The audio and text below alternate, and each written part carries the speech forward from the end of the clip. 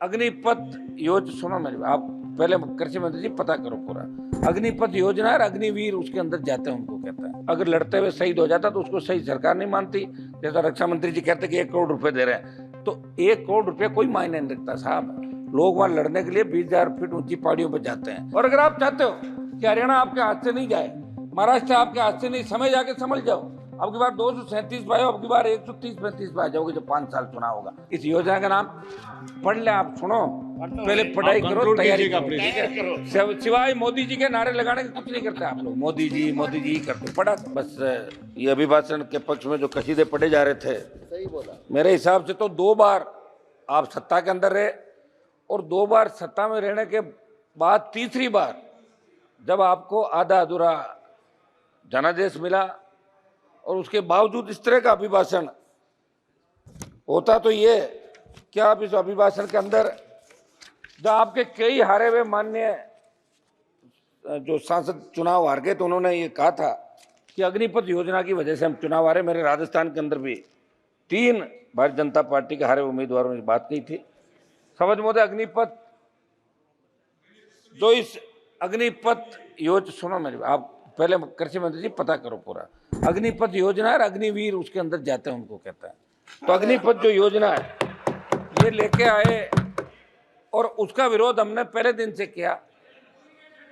All party meeting, Lok Sabha Jodhpur में 2 लाख जवानों की रैली करी, और देश का नौजवान कहीं न कहीं ये महसूस कर रहा है कि सेना के अंदर जो सम्मान पहले मिलता था, हमारे गांव के गांव जब सेना के अंदर कोई जाता तो गांव के अंदर बड़ा धूम धड़ाके स्वागत होता। मेरा बेटा सेना के अंदर गया। हम पंजाब से, हमारे सामने बैठे हैं मंत्री जी, बिट्टू जी, ये लोग यहाँ बैठे हैं। तो ये चूरू वाले एमपी साहब, सेना के अंदर जाने का मतलब रोजगार के लिए नहीं, वो गौरवान्वित महसूस करता है कि मैं सेना के अंदर गया। और उसका पिताजी गांव की चौपाल में कहते हैं मेरा बेटा सेना के अंदर गया।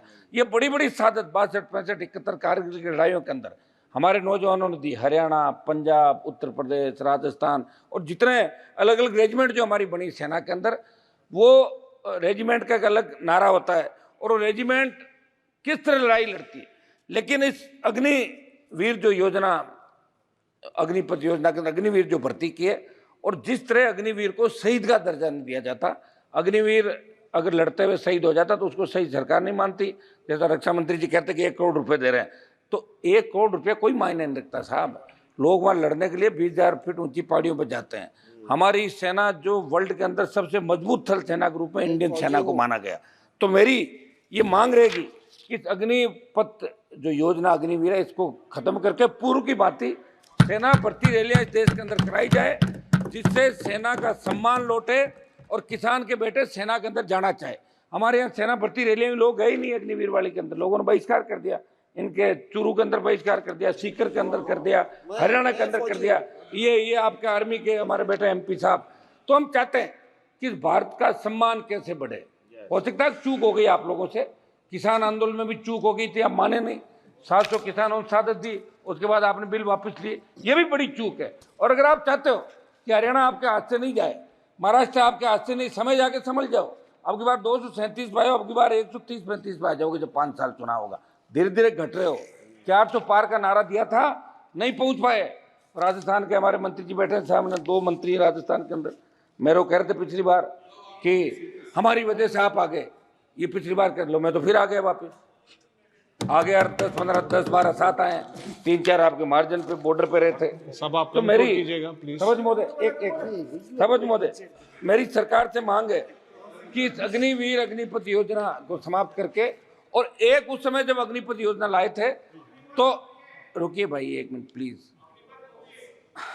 मूवी अलग है, इस योजना का नाम पढ़ ले, आप सुनो, पहले पढ़ाई करो, तैयारी करो। सिवाय मोदी जी के नारे लगाने के कुछ नहीं करते आप लोग। मोदी जी ही करते, पढ़ा करो। तो ये मेरा समझ मोदे, एक उस समय क्या हुआ था कि जब ये योजना आई, उस समय आप कंक्लूड कीजिए। 1 मिनट साहब, पूर्व में सेना भर्ती जो रैलियां होती थी, उसमें हमारे बच्चों ने जो फिजिकल थल सेना आपकी, रुकिए साहब क्यों बोल रहे हैं आप, थल सेना, वायुसेना और आपकी नेवी, इन तीनों के अंदर फिजिकल हो गया, और बच्चों को ज्वाइनिंग लेटर दे दिए, उनकी भी भर्ती नहीं कर रहे हो, उनकी भर्ती की जाए।